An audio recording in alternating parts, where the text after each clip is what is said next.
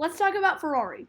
After preseason testing in 2019, it really did look like Ferrari was going to have the upper hand over Mercedes in this season. They were setting the fastest lap times, but none of it mattered when we went to Australia. Mercedes locked out the front row with Lewis Hamilton on pole. The lights go out, Valtteri passes for the lead and wins by 22 seconds over Lewis Hamilton. Third place, not even a Ferrari, it was Max Verstappen. What happened? Ferrari should have been on top by so much, and all of a sudden they were way off the pace. Yeah, not a promising start. We went to Bahrain, and it looked like Ferrari was going to win, but then Vettel spun, Leclerc had his engine problem, and then they finished third, and I don't even know where Vettel ended up. 7th? Alright, let's keep going. Throughout the rest of the first half of the season, Ferrari was just nowhere. In the very few races that they were there, they always managed to make a mistake to mess it up. Look at Canada, for example. Yeah, the penalty was undeserved, but it could have been avoided completely if Vettel hadn't just spun off the track like that. Alright, fine, move on. Next great track for them was Austria. Leclerc on pole, but then Ferrari messed up their strategy. Bunch of stuff happened, and Verstappen got around him for the win. Once again, Ferrari throws away an easy race victory. Something else that happened that's worth note in the Austrian Grand Prix is that Sebastian Vettel, who was having a pretty good race, came in for his pit stop, tried to undercut a couple of guys, and then the pit crew was just nowhere. Like a 5-second pit stop because, what was it, they didn't have the tires ready? Something happened with Vettel's pit crew. I don't know what it was, but it's another example of Ferrari messing it up. That was pretty much the story of the entire first half of the season. If Ferrari ever even had a chance of winning, their crew messed it up, the drivers messed it up, more importantly, Vettel messed it up, someone messed it up, and it cost them the race victory. The prime example of this is Germany. Once again, Ferrari were easily the best team. They were way ahead of everyone else, and then come qualifying, none of it mattered, because Vettel's car broke down and he started 20th, and Leclerc made it through to Q3, and then his car broke down and he started 10th. Then, when Leclerc was able to get himself into a position where he might have actually won the race, he slips wide and goes slamming into the outside wall. Another example of someone in Ferrari just messing up when they have such a good chance of winning.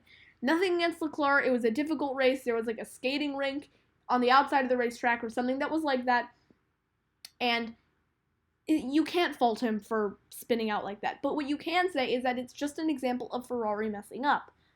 Then you look at Ferrari's worst race of the season, arguably. They went to Hungary, and they were easily the third best team. Mercedes and Red Bull were pretty much tied for best. Verstappen on pole, Hamilton second, Ferrari third and fourth. They were behind Valtteri, so it was like fourth and fifth. But my point is, Ferrari were the worst out of the top 3 teams in Hungary. But did it need to be that bad? I mean, come on, guys. That was just embarrassingly bad in Hungary. What were they, 20 seconds off the pace?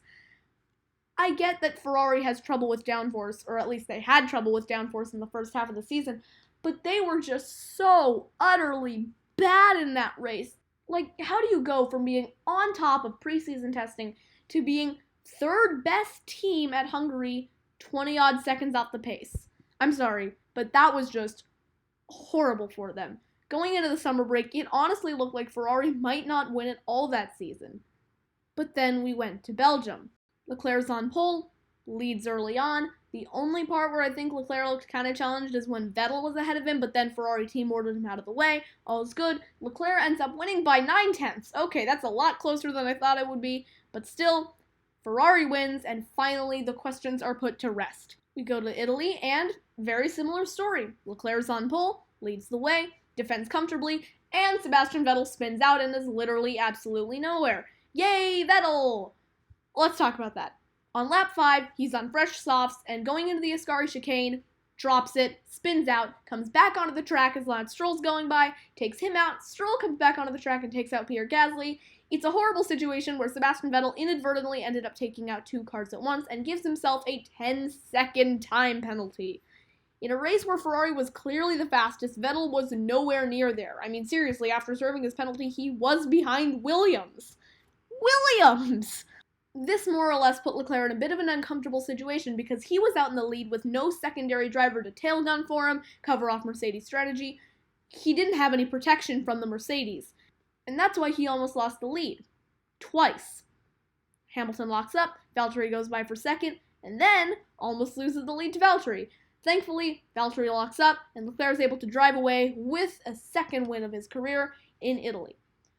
But most people anticipated that from there, that was the end of Ferrari's good run. We were going to Singapore, and with Ferrari's package this year, they weren't going to be anywhere close. It was going to be like Hungary, but maybe a little bit less bad. However, Ferrari did have one saving grace here, and that's that they brought a new nose to Singapore. If you want to take a look at the changes they made specifically, go take a look at Autosport's channel. They have a really cool 3D graphic for it. But basically, it dramatically improved their downforce. That's like from the words of Ferrari themselves. Anyways, in practice, Ferrari is looking fastest. We go to qualifying, and Charles Leclerc is on pole for a third consecutive race. Sebastian Vettel, he's third. Let's go to the race. Leclerc leads comfortably, well, yeah, kind of comfortably, considering he was running like 20 miles an hour off the pace. Sebastian Vettel comfortably in third, and then Ferrari brings him in on lap 20. Vettel puts on medium compound tires, and is able to undercut Lewis Hamilton. The problem here is that by undercutting Lewis Hamilton, Vettel accidentally undercut his teammate, and I do mean this accidentally. I don't think Ferrari intended the undercut to be so powerful that he, literally accidentally passed someone, but it is what it is. Vettel would end up coming out ahead of Charles Leclerc, and Leclerc would have to try and fight back if he wanted to win. Keep in mind, there's no championship on the line. There's no first win on the line. Leclerc had already gotten that, so Ferrari didn't have a reason to team order anyone out of the way. And that's exactly why Vettel drove away and actually won a race for the first time in an entire year. Shouldn't happen for Vettel, but it did. For the first time since Belgium 2018, Sebastian Vettel wins a race. I was happy for him. I'm glad he finally won. He deserved it. Once he got out in front, he was able to pull away. But that's not what this video is about. The point is, how did Ferrari go from being third best at Hungary to being absolutely best, finishing in 1-2 fashion at Singapore, a very similar track in terms of what you need to be good? It's the new nose. Look at the changes that Ferrari made for Singapore.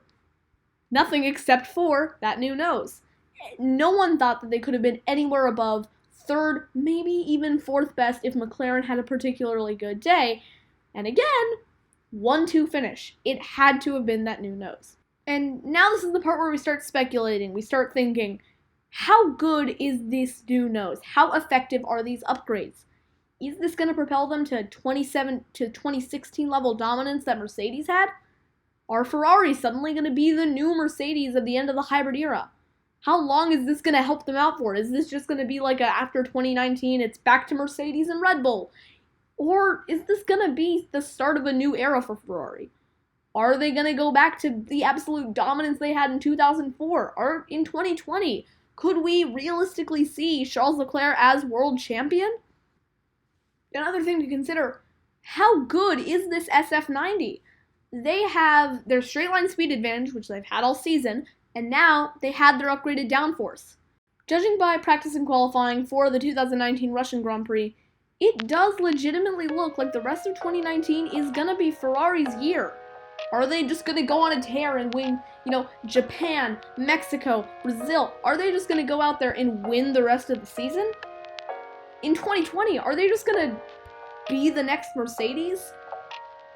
Maybe this is getting a little bit speculative, but it might be time for some Ferrari dominance. It might be time for a Ferrari comeback in Formula 1. Thanks for watching.